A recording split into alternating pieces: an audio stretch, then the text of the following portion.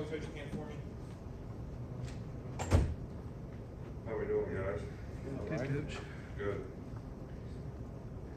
Well, I think the thing that we're trying to focus on is how do you maintain intensity? Whether you maintain your intensity in practice, whether you maintain your intensity in a game. But everybody's going to lose their intensity every now and then. So really, when you get in situations, you got to like pound your chest or whatever you got to do to regain momentum, regain, you know, the mental focus you need to do to sustain, maintain intensity, because that's really the only way that you can sustain performance. So even days like today, it's a little warmer. We've had good practices all week. You know, it's a challenge for guys to maintain their intensity, and it's a choice that everybody has to make. You know, nobody chooses to win. Nobody really chooses to lose. But you do have the freedom to choose what you want to do and how you want to do it.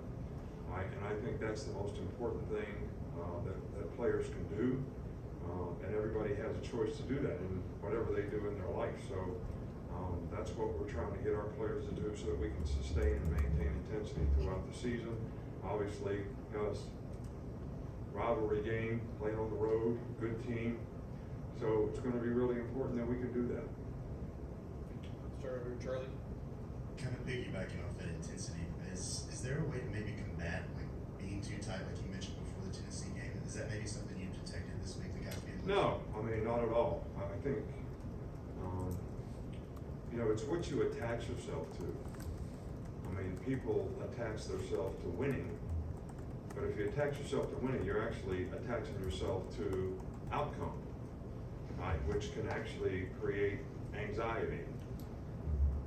You know, I'd like for the players to attach themselves to, you know, what do I have to do to play my best, to prepare the best, to be ready to go and play with confidence and understanding of what I'm supposed to do, how I'm supposed to do it, why I'm supposed to do it that way, and go play fast and do that one play at a time. And then that helps you get the result that you obviously want. So attaching yourself to doing the things you need to do to be a productive player is, I think, much more effective and even more fun. You know, when you're a competitor and you go out and play that way to try to, you know, when you say dominate your box, you do it one play at a time. So, and that's really why it's important to maintain the focus and intensity that way. Mike Rodak. Just how effectively do you feel like the offense has been able to use the speed that it has at wide receiver so far this season?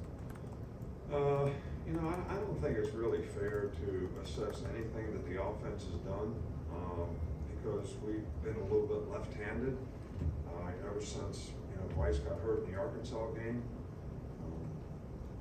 You know, he basically hadn't been able to practice for however many weeks, 3 weeks, and played pretty well in 2 games. But you know, the continuity of what you do and how you build confidence and timing has been a little bit distorted by, you know, how. Now, the good news is I think it was really beneficial to the 2 backup quarterbacks. I think they've got a ton of reps, and I think that's helped them. But it's not really fair to sort of to see how we've sort of developed offensively, because probably the most important guy on the team, any team, is the quarterback. And most importantly on our team because of the quality of player Bryce is. So we've been a little bit out of sorts.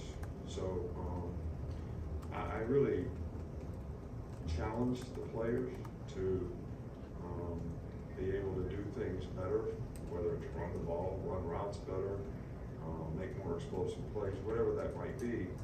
But I think it's a little bit unfair to judge anything that's happened in the last couple of weeks.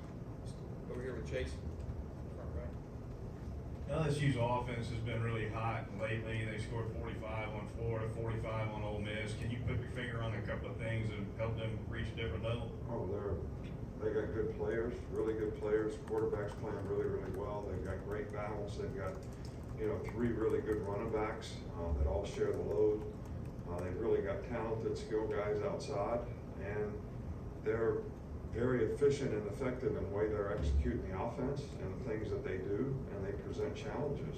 And I think they've got some young players playing on offense that have, gotten better and better and better. 2 freshman tackles, tight end, Jason Taylor's son.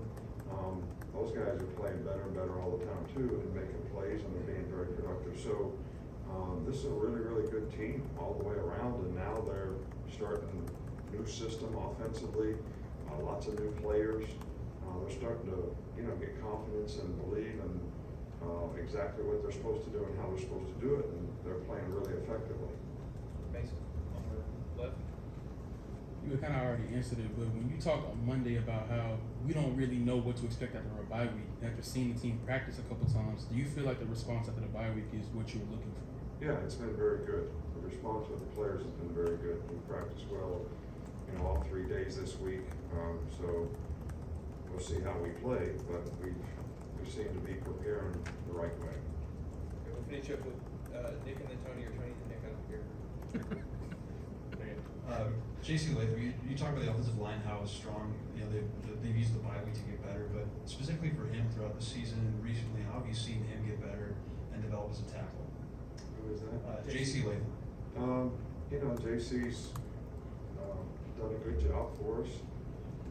I think consistency and performance for all of us is, what we're sort of striving to improve on. And I think if you had asked any player on the team, that's probably, the thing that we all need to do.